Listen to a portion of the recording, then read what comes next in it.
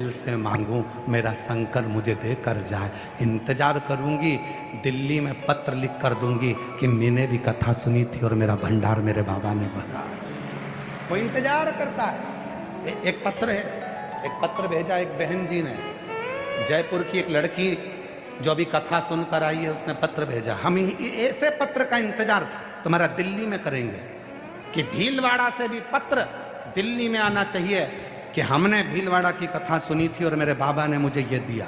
एक बेटी ने पत्र लिखा है, मेरा नाम प्रियंका प्रजापति है, मैं राजस्थान के डीडवाना जिले के गांव नुवा की रहने वाली हूँ।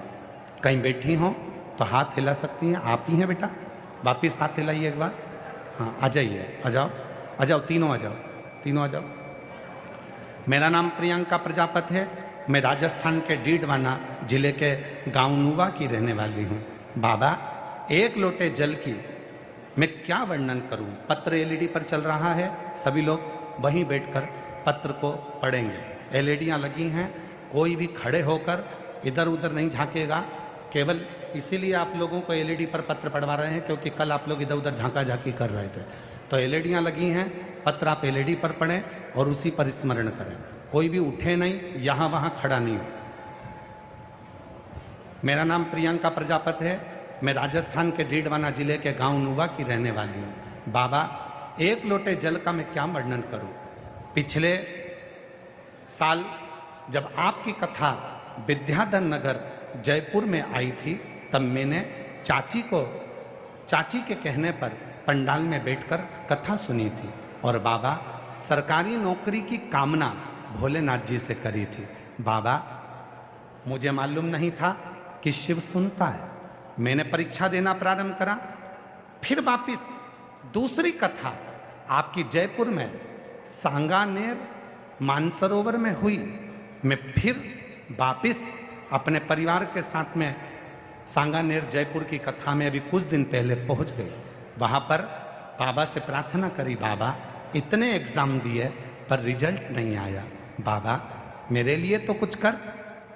वहाँ की मिट्टी को नमन कर कर कहा, अगर बाबा तो ये जयपुर की सांगानेर की कथा मानसरोवर वाली कथा में मेरा रिजल्ट ला देगा तो मैं जो कथा भीलवाड़ा में हो रही है वहाँ प्रणाम करने के लिए जाऊंगी। आज बाबा को नमन करने आई हूँ गुरुदेव। मेरे बाबा ने मेरा रिजल्ट ला दिया और बाबा ने आज मेरे ऐसी कृपा कर दी कि मैंने जो एसएससी सीजीएल की परीक्षा दी थी उसका परिणाम आ गया और आज मैं रक्षा मंत्रालय में ऑडिटर के पद पर नियुक्त हो गई। मैं बाबा को प्रणाम करने के लिए आज रक्षा मंत्रालय में मेरा सबसे बड़ा पद मुझे बाबा ने दे दिया।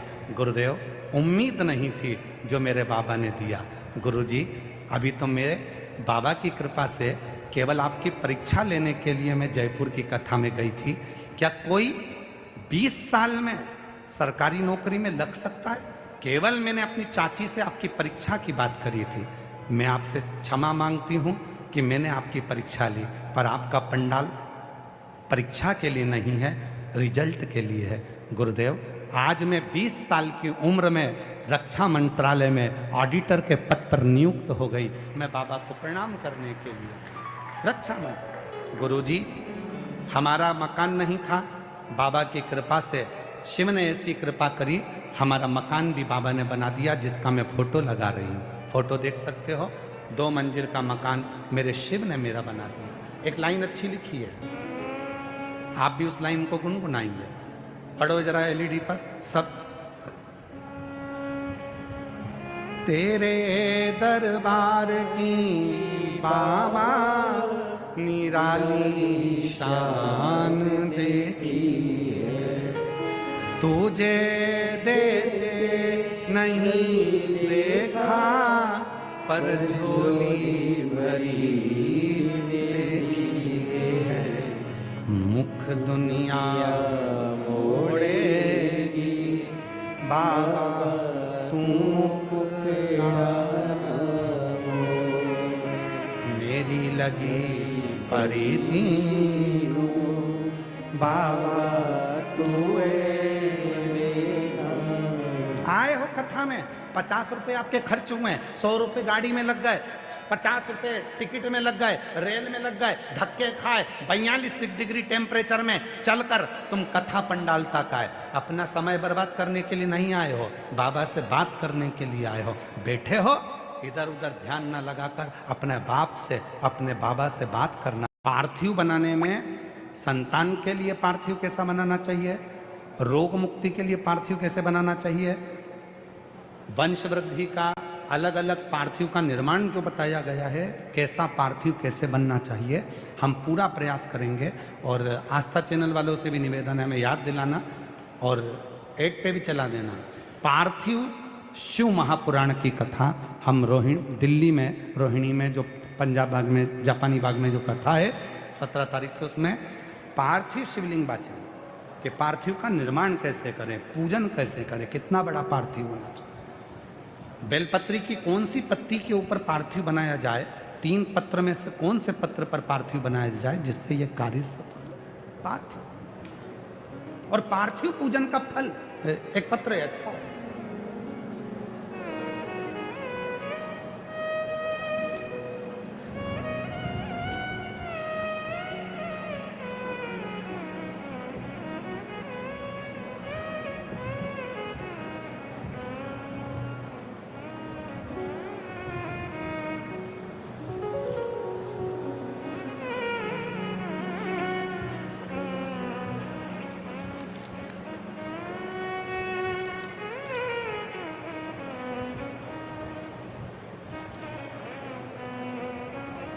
गुरुदेव, हम 2 सहेलियां हैं, हमारा नाम लीना पारिक और दूसरी का नाम चंदा शर्मा है। हम भीलवाड़ा जिले के सांगवा और बिलिया के निवासी हैं। कहीं बैठी हों तो हाथ हिला सकती हैं, अगर कहीं बैठी हों। हम 2 सहेलियां हैं, हमारा नाम लीना पारिक और चंद्रा शर्मा है। कहीं बैठी हों तो हाथ हिला सकती हैं, और अगर बैठी हों तो बेलपत्र लेने के लिए आ सकती हैं। हम भीलवाड़ा जिले के सांगवा और बिलिया के निवासी हैं। हमारा मोबाइल नंबर ये है। गुरुदेव, भोले बाबा की महिमा का क्या बखान करूं। आपने कहा गुरुजी, एक बेलपत्री छूने और तोड़कर किसी को देने का भी फल मिलता है, उसी का बखान करना चाहती हूँ गुरुदेव। हमारी एक सहेली है जो कि दूसरे धर्म की है, हम दोनों की एक सहेली है जो कि दूसरे धर्म की है। 20 साल से उसको संतान का सुख नहीं मिला, इलाज करवाया जगह जगह पर वो मां नहीं बन सकी। हिम्मत हारी। आपकी कथा सुनकर हमने अपनी सहेली से कहा, भले तेरा धर्म दूसरा हो पर शिव जी के मंदिर तो जाए एक बार। भोलेनाथ जी पर सफेद आंकड़े की जड़ को घुमाकर 21 बार कमर में बांध और पशुपतिनाथ का व्रत कर। वो दूसरे धर्म की होने के बाद भी उसने पशुपति व्रत करा, सफेद आंकड़े की जड़ को बांधा, और बाबा की कृपा से गुरुदेव आज उसका 8वां महीना चल रहा है। मैं बाबा को यहाँ प्रणाम करने के लिए, हम हमारी सहेली की तरफ से यहाँ प्रणाम करने आए हैं।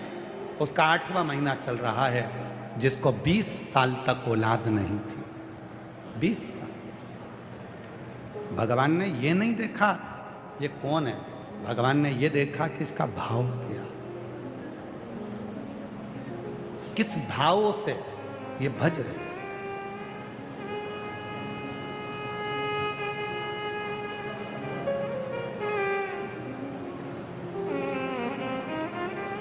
किस भाव से भज रही है, भगवान ये देखे।